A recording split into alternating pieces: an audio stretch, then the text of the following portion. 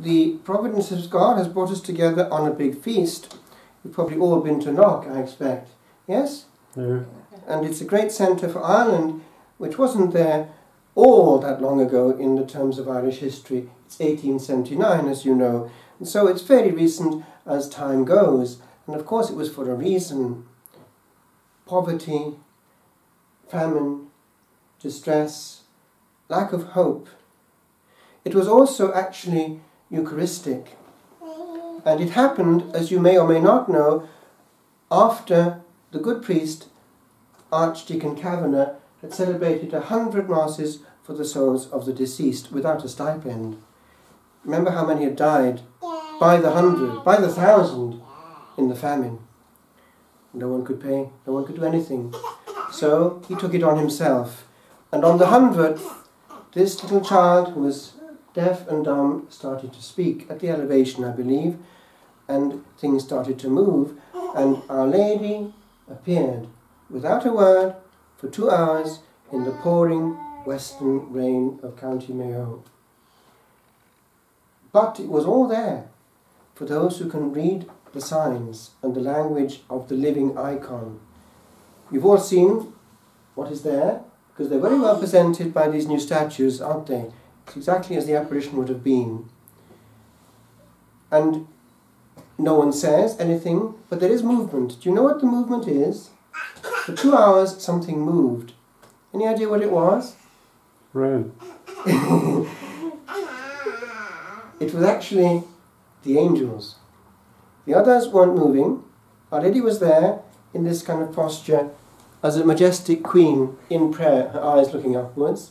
St. Joseph next to her was in this posture of interiority, accompanying our Blessed Lady as a good spouse, caring for the family, like yourself, the provider. And now St. John the Evangelist was there as a bishop, and he was preaching, and he has a book in his hand, and he is there with the power of the word. Doesn't say anything, but the power of the word coming across. And of course the word is written in his case as well. He wrote the gospel and also epistles, and probably also the apocalypse. But then, if you look carefully at the way it's constructed, it's not the centre of attention actually, because they're slightly to the side, aren't they? What is the centre of that vision? The lamb and the altar. Exactly. So it's Eucharistic. And the lamb is on an altar.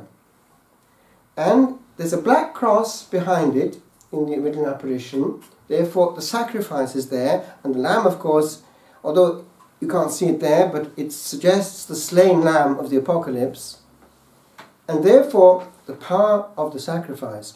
But these angels, the only moving part. Now there's a hint there, and it's valid. And I would propose it to you, of all ages, that this matters. That when we're coming close to the altar, we're not alone. There's movement. Now we don't know how many, but the veil has been lifted more than once in history for certain privileged souls. Sometimes children can have, they can see more than we can, because they're pure. There are a lot, and I mean a lot, of angels around. Especially when they're waiting for the consecration. Come, you just see it. They're there waiting for the moment of consecration, but also wherever the presence is, they're there.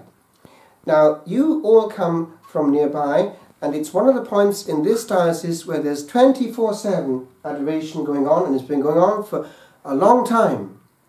A long time. And that's brought great blessings on this area. All night also, and that's important, given what's going on at night. You know what I mean.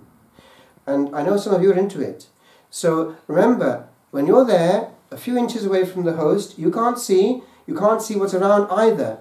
But open the eyes of your soul, the eyes of faith, and see what you can't see with your eyes. You're going into a cushion of angelic presence, adoring, going around all the time, singing, holy, holy, holy. So that's what's going to happen right now in a few minutes. So it's power we have. For all your intentions, therefore, remember, there's power of healing, blessing, and grace. Queen of Ireland, oh my